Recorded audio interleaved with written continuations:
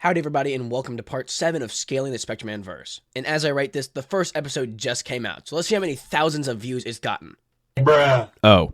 Well, regardless of views, let's keep pushing forward.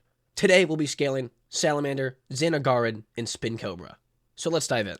First up we have the chunky Salamander.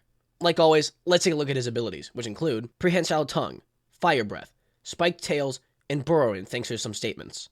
Now onto his feats. He is able to precisely grab people with his tongue, showing great aim and control over his own body. He also, of course, casually destroys a village.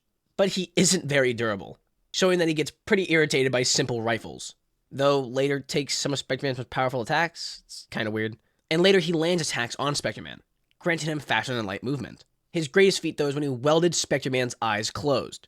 Now, we've seen Spectreman bleed, or had his more leathery part of his suit ripped into, but we have never seen his actual armor get damaged, or more specifically, his helmet.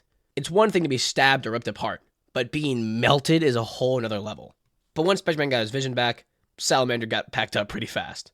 And of course, onto his statements. We know that he's 90 meters tall, and weighs 170,000 tons. And he also has a receiving antenna, so presumably radar of sort.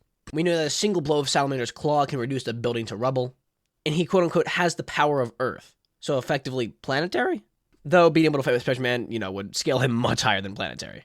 So with all that info, and the fact that he's able to fight Spectreman, he should of course be in the 4D territory. Though the kaiju are getting stronger and stronger in each episode, so there is an argument for him being low multi at this point.